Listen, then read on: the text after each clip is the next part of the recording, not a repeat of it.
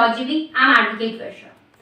जो हमारा आज का वीडियो है उसका टॉपिक है कॉन्स्टिट्यूशन ऑफ इंडिया 1949 में जो हमें पार्ट थर्ड में फंडामेंटल राइट्स दिए गए थे, उसमें जो हमारा लास्ट फंडामेंटल राइट है राइट टू कॉन्स्टिट्यूशनल रेमेडीज, जिसमें हम 5 आर्टिकल्स पढ़ते हैं, आर्टिकल 32 से लेकर के आर्टिकल 35 तक, जिसमें हमारे पास article 32, article 32A, article 33, article 34 and article 35 आता है।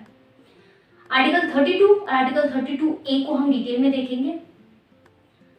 वीडियो स्टार्ट करने से पहले बाकी के फंडामेंटल राइट्स के लिए आप लोग प्लीज मेरे बाकी के वीडियोस को जाके देखिए। इसमें हम हमारा लास्ट फंडामेंटल राइट स्टार्ट कर रहे हैं। तो चलिए हम हमारा आज का वीडियो स्टार्ट करते हैं। सबसे पहले आर्टिकल 32 का इंपॉर्टेंस देख लेते हैं। तो आर्टिकल 32 जो है वो हमारे कॉन्स्टिट्यूशन का मोस्ट इंपॉर्टेंट आर्टिकल माना जाता है। आर्टिकल 32 जो है वो एम्पावर करता है, गारंटी देता है कि जो भी फंडामेंटल राइट्स हमें part third of the constitution में दिए गए हैं वो कोई इन्फ्रिंज ना करे, और अगर कोई इन्फ्रिंज करता है तो हमारे पास पावर है कि हम उसके अगेंस्ट एक्शन ले सकते हैं। इसीलिए आर्टिकल 32 को मोस्ट इंपॉर्टेंट आर्टिकल माना जाता है, क्योंकि अगर आर्टिकल 32 ना हो तो हमारे फंडामेंटल राइट्स को वैल्यू नहीं मिलेगा, इंपॉर्टेंस नहीं मिलेगी। इसी के लिए B.R. अम्बेडकर ने आर्टिकल 32 को soul and heart of the constitution कहा था। वहीं soul of the constitution preamble को भी कहा गया है, ये ठाकुरदास भार्गव ने कहा था। वहीं के.एन. मुंशी ने कहा था कि जो प्रियम्बल है वो political horoscope of the constitution है। वहीं एन. नेपाल ने प्रियम्बल को identity card of the constitution कहा था। तो ये कुछ वन लाइनर्स हैं जिसे आप प्लीज अपने ध्यान में रखिएगा हमारे प्रियम्बल और आर्टिकल 32 से रिलेटेड। तो चलिए हम हमारा आर्टिकल 32 स्टार्ट करते हैं। सबसे पहले हेडिंग देख लेते हैं।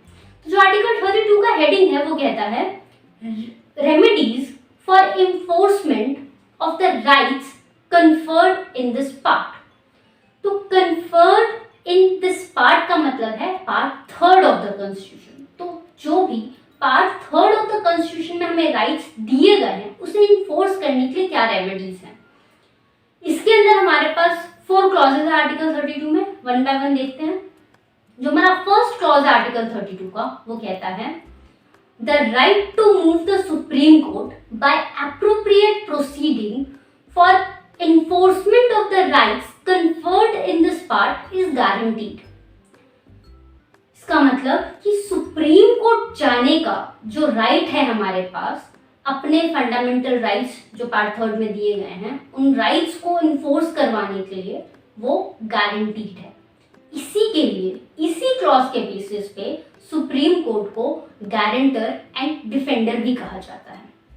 तो जो आर्टिकल 32 का क्लॉज 1 है वो कहता है कि जो सुप्रीम कोर्ट है हमारे पास पावर है कि हम सुप्रीम कोर्ट में डायरेक्टली जा सकते हैं अपने फंडामेंटल राइट्स को सिक्योर करने के लिए। अगर हमारा फंडामेंटल राइट इन्फ्रिंज होता है तो हम डायरेक्टली सुप्रीम कोर्ट जा सकते हैं उसे इन्फोर्स करवाने के लिए। ये इस बात की गारंटी हमें आर्टिकल 32 का क्लॉज 1 देता है। वहीं जो हमारा आर्टिकल 32 का क्लॉज 2 है वो कहता है the supreme court shall have the right to give directions, orders and writs। जो सुप्रीम कोर्ट है वो डायरेक्शंस दे सकते हैं, ऑर्डर्स दे सकते हैं, writs दे सकते हैं, including writs in the nature of habeas corpus, mandamus, prohibition, then quo warranto and certiorari to enforce any of the right conferred in this part। Part third में जो भी हमें राइट्स फंडामेंटल राइट्स के अंदर दिए गए हैं उन राइट्स को इन्फोर्स करवाने के लिए सुप्रीम कोर्ट जो है वो कोई भी डायरेक्शंस दे सकता है, ऑर्डर्स दे सकते हैं, रिट्स इशू कर सकते हैं। और जो रिट्स इशू कर रहे हैं उनका नेचर 5 टाइप्स के दिए गए हैं। वन बाय वन देख लेते हैं 5 टाइप्स ऑफ रिट्स कौन से हैं। सबसे पहले हैबेस कॉर्पस, इसका मतलब होता है to have the body of. इसके अंदर सुप्रीम कोर्ट जो है अगर किसी पर्सन को लीगली या इलीगली डिटेन किया गया है तो सुप्रीम कोर्ट उन्हें कह सकता है कि आप उस पर्सन की बॉडी को, उन पर्सन को इन पर्सन मेरे सामने प्रेजेंट कीजिए। इसके लिए सुप्रीम कोर्ट रिट इशू कर सकता और उसके बाद सुप्रीम कोर्ट डिसाइड करेगा कि जो भी डिटेंशन है वो लीगल है या इलीगल। मगर firstly supreme court habeas corpus के जरिए कह सकता है कि आप मेरे सामने उस पर्सन को प्रेजेंट कीजिए।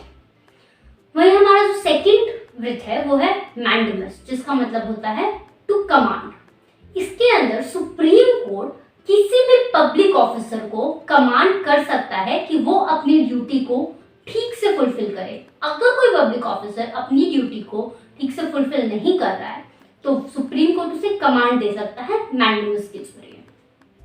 वहीं नेक्स्ट आता है प्रोहिबिशन। इसका नाम मतलब होता है टू प्रोहिबिट। इसके अंदर मेनली हम जुडिशियल इंस्टीट्यूट्स की बात करते हैं या क्वाजी जुडिशियल इंस्टीट्यूट्स की बात करते हैं। इसमें सुप्रीम कोर्ट प्रोहिबिट कर देता है अगर कोई अपने जुरिडिक्शन का एक्सीड यूज कर रहा है। अगर कोई ऐसा कुछ कर रहा है जो उसकी जुरिडिक्शन में नहीं है तो सुप्रीम कोर्ट उसे प्रोहिबिट कर देता है प्रोहिबिशन के अंडर। इसी का एक्सटेंशन है हमारा सर्शरारी, जिसमें सुप्रीम कोर्ट जिसको भी उसने प्रोहिबिट किया है वो किसी ना किसी के जुरिडिक्शन के अंडर तो आता होगा, तो सुप्रीम कोर्ट उसे सर्टिफाई करेगा, इन्फॉर्म करेगा। इसी के लिए सर्शरारी का मतलब होता है टू बी इन्फॉर्म्ड और टू बी सर्टिफाइड। तो सुप्रीम कोर्ट उन्हें सर्टिफाई कर देगा, इन्फॉर्म कर देगा कि इसको ये आपके जुरिडिक्शन का है, आप इसे देख लीजिए। वही हमारा लास्ट आता है क्यो वारंटो। उसका मतलब होता है टू वर्थ अथॉरिटी और वारंट।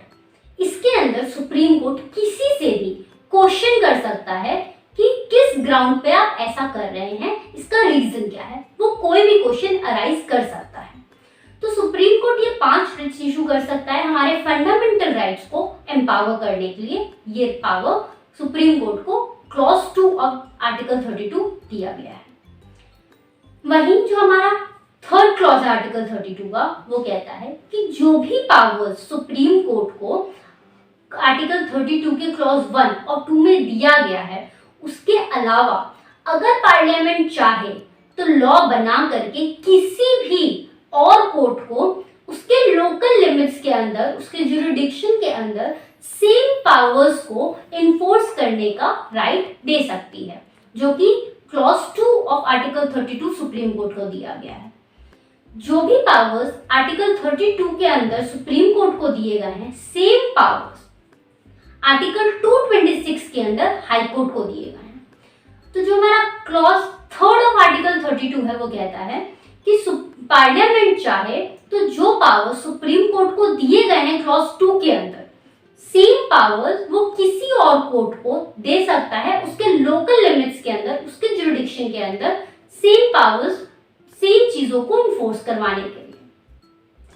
वही हमारा जो लास्ट क्लॉज आर्टिकल 32 का वो कहता है कि जो भी पावर्स, जो भी राइट्स हमें इस आर्टिकल में दिए गए हैं वो सस्पेंड नहीं हो सकते एक्सेप्ट अगर कॉन्स्टिट्यूशन का प्रोविजन अगर बोलता है। इसके अंदर हम एग्जाम्पल के तौर पे देख सकते हैं जो हमारा आर्टिकल 352 है जिसके अंदर इमरजेंसी लग जाती है, उसके बाद 359 का यूज करके जो हमारे प्रेसिडेंट हैं वो कह सकते हैं कि जो भी फंडामेंटल राइट्स हैं वो सस्पेंड हो गए हैं। तो प्रेसिडेंट जो है वो आर्टिकल 359 के अंदर हमारे फंडामेंटल राइट को सस्पेंड कर सकते हैं। उसी के लिए हमारा जो क्लॉज 4 है आर्टिकल 32 का यही कहता है कि हमारे जो भी राइट्स हमें आर्टिकल 32 के अंदर दिए गए हैं वो सस्पेंड नहीं हो सकते except provision made by constitution. तो हमारा जो आर्टिकल 32 है वो बस इतना ही। इसके बाद हमारा आर्टिकल 32A देख लेते हैं। आर्टिकल 32A जो है वो हमारे कॉन्स्टिट्यूशन में लाया गया था कब? 42nd अमेंडमेंट जब हुआ था 1976 में, और उसके एक साल बाद उसे रिपील कर दिया गया था जो कि था 43rd अमेंडमेंट 1977। तो जो आर्टिकल 32A है वो अब रिपील हो चुका है, तो वो हमें पढ़ने की जरूरत नहीं है। तो हमारे आज के वीडियो में बस इतना ही। अगर वीडियो अच्छा लगे तो प्लीज लाइक, शेयर, और अगर आप लोगों ने मेरा चैनल अभी तक सब्सक्राइब नहीं किया है तो प्लीज सब्सक्राइब कर लीजिए एंड बेल आइकन दबाना ना भूलिए, जिससे मेरे लेटेस्ट वीडियो की नोटिफिकेशन आपको मिलते रहे। Thank you.